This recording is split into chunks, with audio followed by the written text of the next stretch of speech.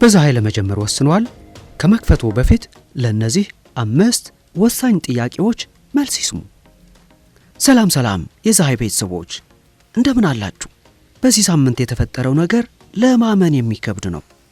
እውነት ለመናገር እኛ እንደ ድርጅት ይህን ያህል ከፍተኛ የህዝብ ምላሽ እናገኛለን ብለን አልጠበቅንም ነበር።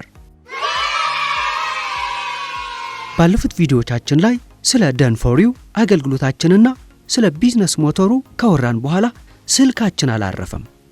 የዋትስአፕ መስመራችን በመልእክቶች ተጨናንቋል። ይህ የሚያሳየው አንድ ነገር ነው።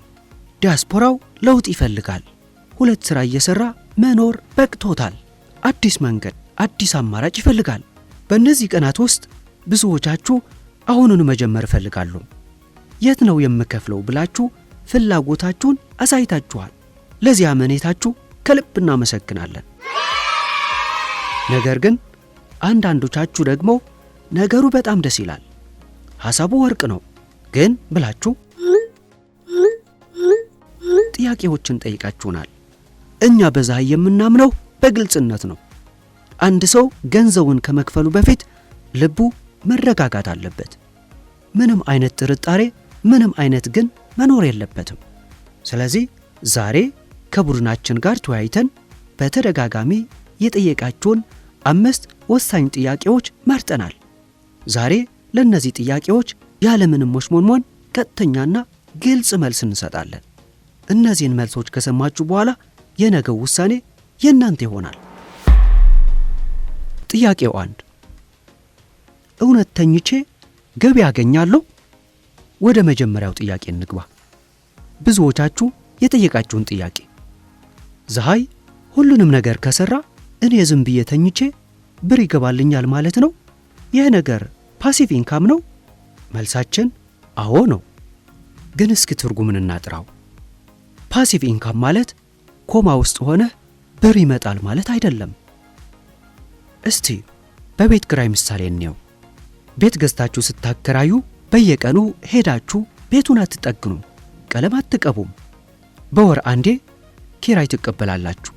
ስራው ፓሲቭ ነው። ግን ቤቱ የእናንተ ስለሆነ አልፎ አልፎ መቆጣጠር አለባችሁ።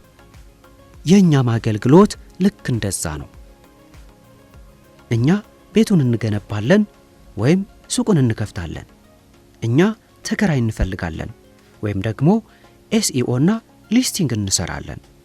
እኛ ቤቱን እናስተዳድራለን። እናንተስ? እናንተ የቤቱ ማለትም የሱቁ ባለቤት ናችሁ። ስለዚህ ስራችሁ ምንድነው? አንደኛ የባንክ አካውንታችሁን ማየት፣ ሁለተኛ ትርፋችሁን ወደ ኪሳችሁ ማዞር ወይም ዊዝድሮ ማድረግ፣ ሶስተኛ አልፎ አልፎ ከኛ ጋር እየተገናኛችሁ እንዴት እየሄደ ነው ብሎ ሪፖርት መስማት። ስለዚህ ከጠዋት እስከ ማታ ከምትሰሩት የዳብል ሺፍት ስራ ጋር ሲነጻጸር አዎ ይህ 100% የእረፍት ስራ ነው።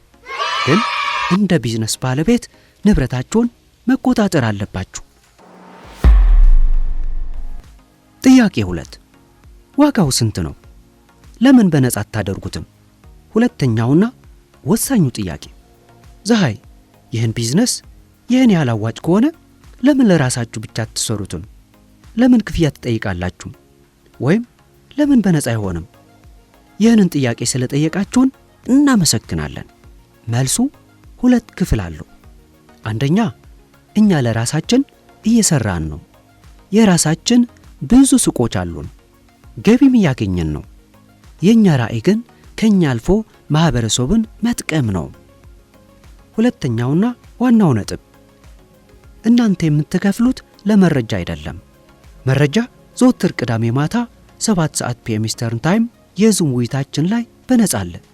እናንተ የምትከፍሉት ለጉልበትና ለጊዜም ሌበር ኤንድ ታይም ነው። የእናንተን ሱቅ ለመገንባት ሲባል አንድ ፕሮፌሽናል ግራፊክ ዲዛይነር ጊዜውን ይሰጣል። አንድ የኤስኢኦ ኤክስፐርት ምርቶችን ያጠናል፣ ኪወርድ ይፈልጋል። አንድ ማናጀር ሱቁን ይከታተላል። እነዚህ ሰዎች ደግሞ ደሞዝ ይከፈላቸዋል።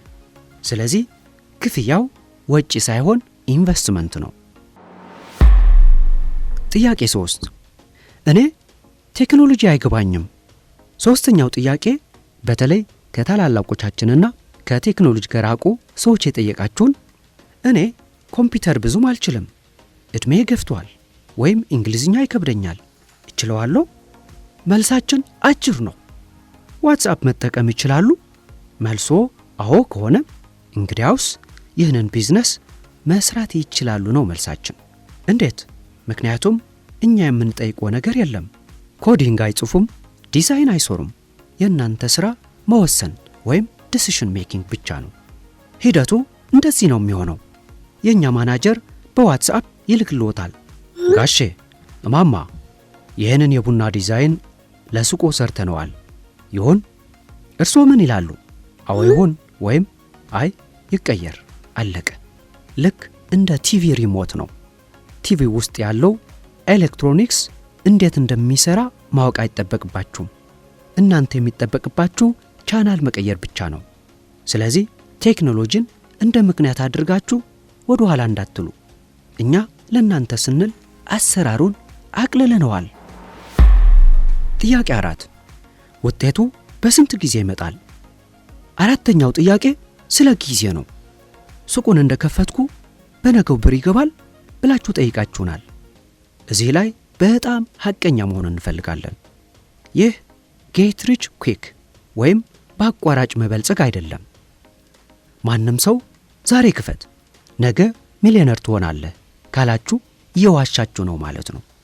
ይህ ትክክለኛ ቢዝነስ ነው። ጊዜ ይፈልጋል። በመጀመሪያ ወር ሱቅ ይከፈታል፣ ምርቶች ይጫናሉ፣ ኤስኢኦ ይስተካከላል።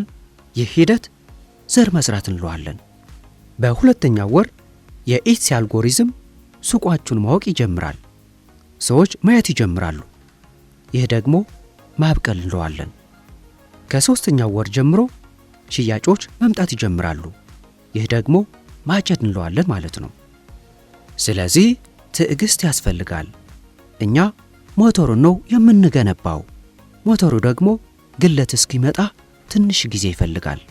ግን አንዴ ከጋለ በኋላ ማቆም አይችልም። ጥያቄ 5 ዋስትናችሁ ምንድን ነው? አምስተኛውና የመጨረሻው ጥያቄ ገንዘቤን ሰጥቼ ብትጠፉስ? የምትሰሩት ሥራ ውጤታማ ለመሆን ዋስትናችሁ ምንድን ነው? ይህ ትክክለኛ ጥያቄ ነው። በኦንላይን ዓለም ብዙ አጭበርባሪ አለ። ለዚህ ነው እኛ ፊታችን አውጥተን ስልክ ቁጥራችን ሰጥተን አድራሻችንን ገልጠን የምንሰራው።